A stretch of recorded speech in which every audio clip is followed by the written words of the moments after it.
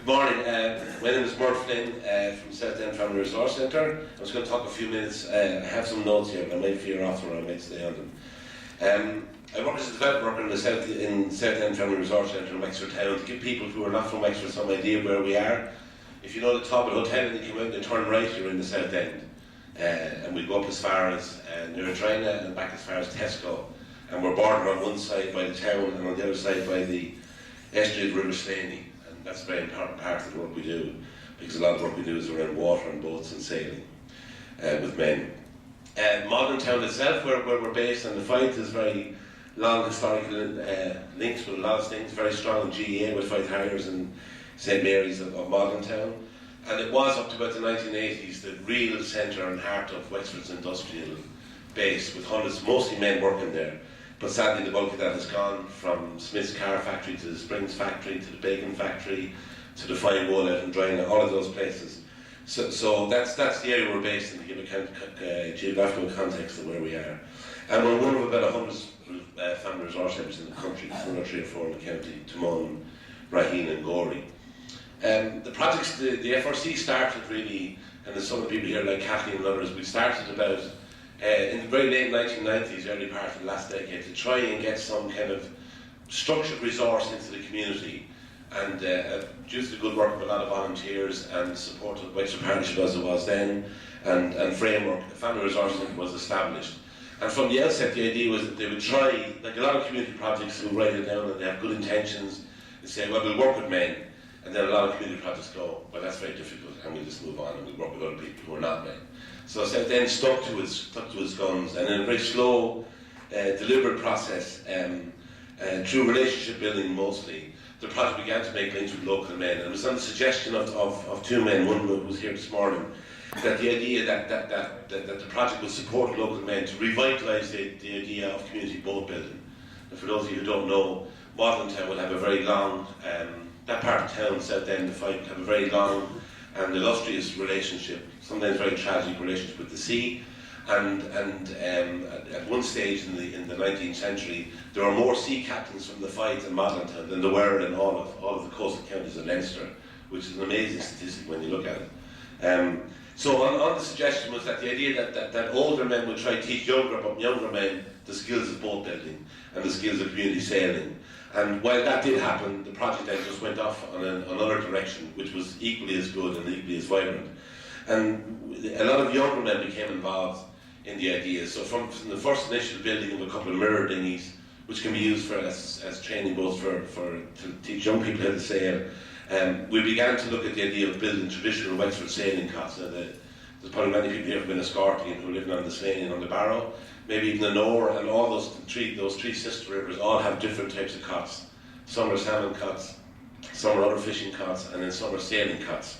So where we work, the work we do around this particular men's group is around building Wexford traditional sailing cots, which are based on a template of Wexford and Rosslare. There are two of these that come together.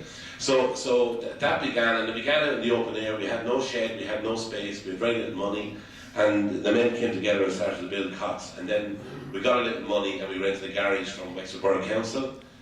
Never told them what we were doing, but they were nice to rent us with anyway. And then we got a little bit more money and we built a shed. Now, Lorca mentioned about men's sheds, and our shed is a shed and it has men in it, but we don't call it a men's shed, we just call it a shed.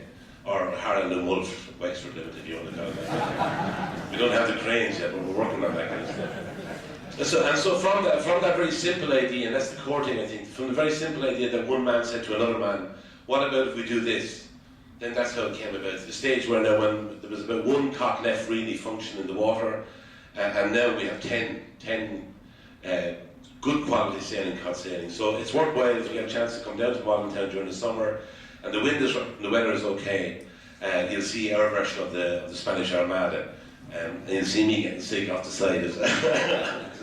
I'm not from a sailing background. So that was the first piece of work. It was a very simple idea. Can we do this? And then that was done, but loads of other things came from it. And the role of the Resource Centre was just to support the men to do it, to access funding when we could, which we did in small bits and pieces, County Wexford VEC, Wexford Local Development, or the partnership as it was at the time, and from the Family Support Agency. And then we kind of stepped up and we made a link with Carlow IT, in the School of Art and Design, which is coordinated by Brian Hand, some of you may know him. And the idea there was that we would try and build what was called a functional piece of art, because we couldn't, as a European funded programme, we couldn't tell the European Union and the office in Wales, the Coracle programme, which is an integrated programme, we couldn't tell them we were getting money to build a boat. We told them we were getting money to build a functional piece of art. And they didn't know it was a boat until we launched it. But they never asked for the money back. And I hope there's nobody here from Coracle, because you're not getting it back. But that was a really interesting thing, because suddenly then we had men who, all of whom had left school early, all of them who would have had struggles around unemployment and other challenges going on. And we had those men lecturing students from Carlow IT on how to build boats. It was an amazing turnaround in that suddenly from the normal centre of I'm a third level person, I'm an educator, I will teach you.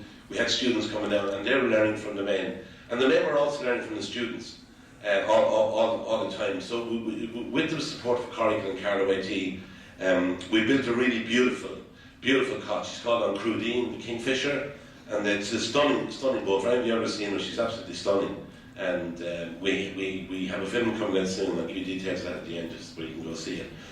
And we also then, with the students, developed other links. And at the same time this was going on, how am I doing for time, all right? At the same time this was going on, South End then began to look at the idea of setting up a breakfast club, very simple idea again. And flyers went around the town inviting perhaps older men in the community to come in. And the flyer had 2 eggs on it, and to date, 2 eggs haven't been produced.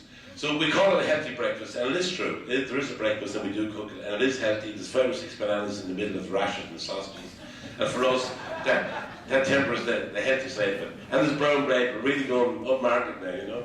And so the idea there was that men would come in under no we had no fixed idea, but they weren't going to be sitting down and talking about mental health, they were going to talk about other stuff. Just come in, sit down, have a cup of tea, have something to eat if you want. If you don't, you can go, or you can stay, it doesn't matter to us. We have no hard and fast rules. Just respect each other and mind the language every now and then. And from that, it's developed an enormous number of things. The main one that's come out of it is this book, which is called Friday's Men. Now, I'll pass them around. It's the last one we have, so be careful, please. And this book was written by 9 men with the support of 2 students from the college. And really, we were originally going to call it Men at Work, because it's about men and the lives that they've lived through working through their families. And but it went off in another direction, as things always do in South End. We start here and we end up over there. So I just pass it around if people want to look at it.